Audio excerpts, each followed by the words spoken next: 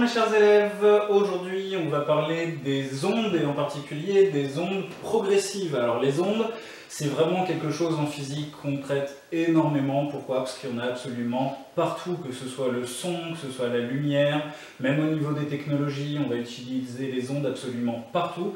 Donc le but de cette vidéo est de comprendre un petit peu ce qu'est une onde, comment on va caractériser une onde et quels vont être les différents types d'ondes qu'on va pouvoir rencontrer autour de nous.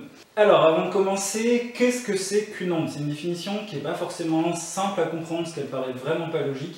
Une onde, c'est la propagation d'une perturbation avec transfert d'énergie mais sans déplacement de matière.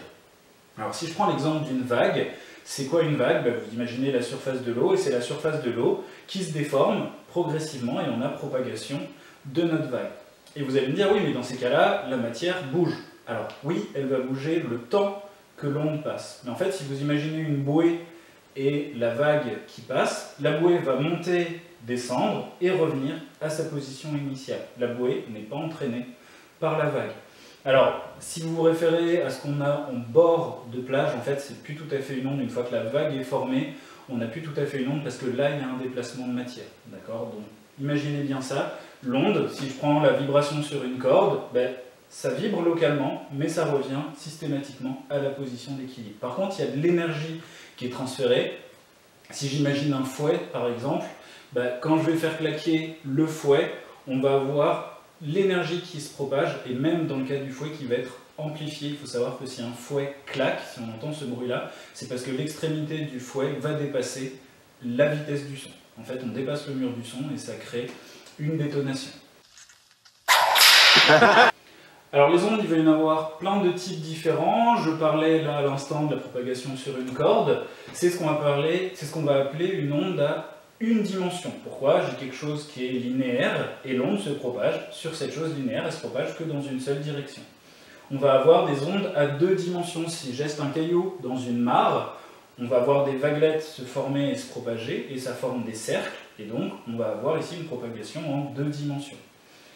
Le cas du son, quand je parle, là je parle un peu fort, je pense que les voisins au-dessus, en dessous et devant m'entendent. Pourquoi? Parce que le son est une onde en trois dimensions, elle se propage dans toutes les dimensions de l'espace. On va imaginer là une sphère qui se propagerait dans l'espace. Donc il va falloir apprendre à caractériser un peu les différentes ondes. C'est pas très difficile, il suffit de regarder dans combien de directions différentes se propage notre onde.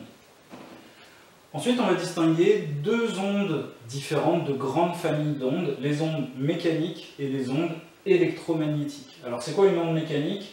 Ça va être une onde qui a besoin d'un milieu matériel pour se propager. Le son, par exemple, c'est une onde mécanique, elle va se propager dans tout ce qui est milieu matériel. Ça se propage dans l'air, alors c'est fluide, c'est peu dense, mais il y a quand même un milieu matériel, il y a quand même des molécules qui peuvent vibrer pour propager ce son. Un tremblement de terre,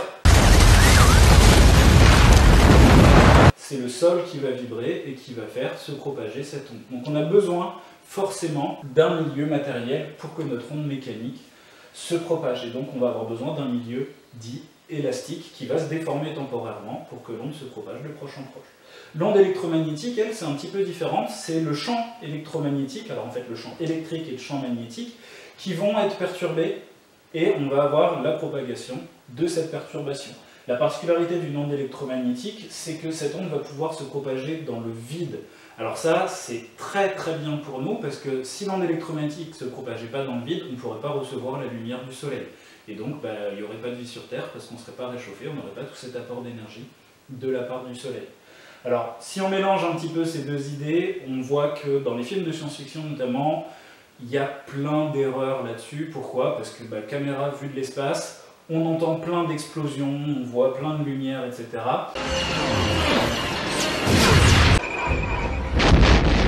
Le fait de voir la lumière, ça c'est normal. Le fait d'entendre les détonations, ça c'est pas normal. Si une bombe atomique explose à 1 mètre de vous dans l'espace, vous ne l'entendez pas exploser, il n'y a pas de propagation. Alors vous subirez quand même une onde de choc de déflagration, mais vous n'entendrez pas exploser.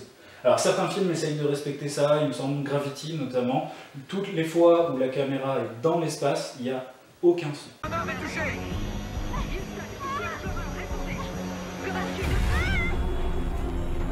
Donc là on essaye de plus en plus, maintenant les films de science-fiction essayent de respecter un petit peu ces critères-là, le fait qu'on voit mais qu'on ne puisse pas entendre dans l'espace parce qu'il n'y a pas de milieu matériel pour que l'onde se propage.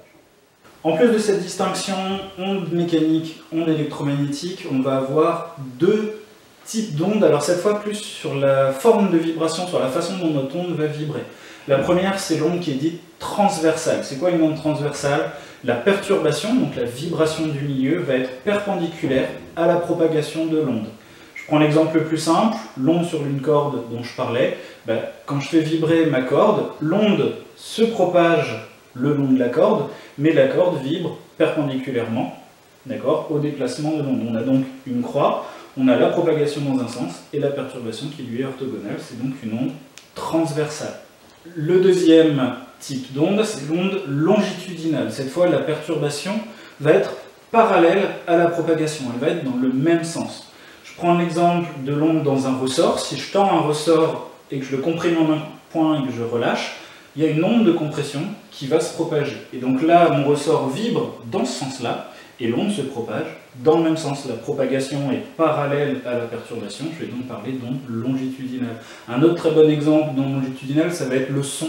Le son, c'est la vibration de proche en proche de l'onde. On va avoir affaire à une onde longitudinale. Une façon d'imaginer, c'est vous imaginez la membrane d'une enceinte, elle va vibrer comme ça, et donc l'onde se propage de proche en proche comme ça dans le son. Le son est donc une onde longitudinale à 3 dimensions. La propagation de l'onde sur ma corde, c'est une onde transversale à une seule dimension. Et donc le fait de comprendre toutes ces ondes-là, de bien décrire leur nature, va nous permettre derrière d'appliquer les phénomènes et de pouvoir étudier un petit peu comment se propagent les ondes, quelle est l'énergie transférée. En termes d'énergie, par exemple, on s'intéresse beaucoup à l'impact des téléphones portables. Pourquoi? Parce que les ondes de ces téléphones portables-là vont nous transmettre de l'énergie, et donc ça peut venir réchauffer les molécules ou abîmer les cellules, et donc on se pose pas mal de questions actuellement sur l'impact des téléphones portables, notamment quand on le garde dans la poche ou sur une table de nuit à côté de la tête. On est en permanence baigné dans un mélange absolument énorme d'ondes, entre les ondes radio, entre les ondes pour les téléphones portables, les Wi-Fi, ça devient assez énorme en termes d'énergie transmise par les ondes, et on ne sait pas trop encore l'impact que ça a sur le corps humain. On se doute bien que c'est pas très bon, mais c'est très dur de le quantifier actuellement. À ce propos, je ne sais pas si certains l'ont déjà vu, mais si vous voyez dans le ciel une longue traînée de points lumineux la nuit qui se promènent, c'est un des tout derniers projets qui s'appelle SpaceX. C'est en fait des satellites qui sont en train d'être mis en orbite autour de la Terre pour que l'intégralité de la planète ait une connexion Internet par satellite. Donc là c'est pareil, c'est quelque chose qui sur le principe paraît très très bien, tout le monde a Internet n'importe où sur Terre, ok, mais on peut se poser la question de quelle quantité d'ondes énormes va recevoir la planète Terre et donc quel va être l'impact sanitaire. Donc essayez de vous méfier de ces ondes, des téléphones portables, du Wi-Fi, etc.